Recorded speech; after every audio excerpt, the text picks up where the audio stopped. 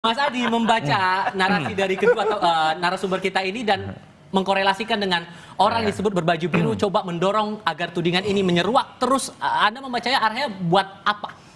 Saya harus ngomong apa nih? Aduh, abu-abu soalnya nih. Saya abu-abu. Saya sengaja pakai abu-abu karena narsumnya itu Bang Don sama Bang Sylvester. Ini pembicaraan di tepi jurang sebenarnya. Mesti hati-hati banget. Jurang buat saya atau Bang Roy? Bagi siapapun. Nah, saya ingin komentar dua hal. Pertama, kalau mau jujur, ini semacam perang terbuka sebenarnya. Dari siapa ke siapa? Dari dua pihak, antara yang mulai isu ijazah dan per hari ini kan ada tudingan bahwa persoalan ijazah ini bukan hanya soal ini apakah asli ataupun palsu, tapi ada yang menunggangi, ada agenda besar dan seterusnya dan seterusnya. Bagi saya, hakul yakin ini antar aktor sebenarnya sudah saling paham siapa yang bermain, siapa yang ngegos, siapa yang ngebackingin satu sama yang lainnya. Oleh karena itu, saya ingin menafsirkan apa yang terjadi hari ini politik tingkat tinggi sebenarnya. Yang saya kira aktor-aktornya itu hanya diketahui oleh orang-orang tertentu, pihak-pihak dan tertentu, dan satu sama yang lain ini dibiarkan secara terbuka untuk perang narasi. Itulah yang saya sebutkan ini adalah hal baru.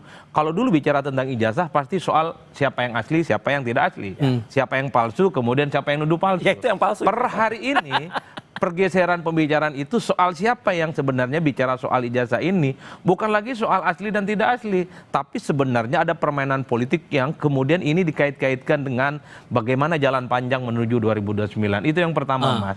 Nah, yang kedua, memang publik secara umum agak repot pada akhirnya. Dulu kan biasanya kalau Pak Jokowi itu kan dihadapkan yang paling utama sama anak banteng. Setelah itu anak abah. Nah, per hari ini anak biru, banyak kali ini kode-kodenya. Arah yang warna biru itu tujuannya buat ke siapa? Kalau mau jujur sebenarnya, kalau ada partai politik yang misalnya nih, ya warnanya itu hijau, bagi orang Madura itu juga biru, Mas. Itu biru muda. Itu biru muda. Jadi bagi orang Madura yang hijau itu bisa jadi biru muda. Nah, apa yang ingin saya maksudkan adalah kalau mau jujur, narasinya per hari ini murni adalah narasi soal politik. Jadi mengklaim sebenarnya siapa yang menjadi aktor-aktor yang dinilai punya desain penting terkait dengan kepentingan-kepentingan politik. Jadi asli ataupun tidak asli itu belakangan sekarang. Dulu mungkin iya. Tapi per hari ini asli, tidak asli ataupun palsu itu nomor 40. Yang paling utama hari ini adalah siapa sebenarnya mastermind, dalang utama yang mencoba untuk memainkan ini. Itu artinya apa? Bahwa gerakan-gerakan terkait dengan ijazah ini bukan gerakan soal untuk mengungkap fakta-fakta yang terkait dengan ijazah, tapi ada yang disebut dengan hidden agenda. Pemilu 2009. Kan itu kan narasinya kan.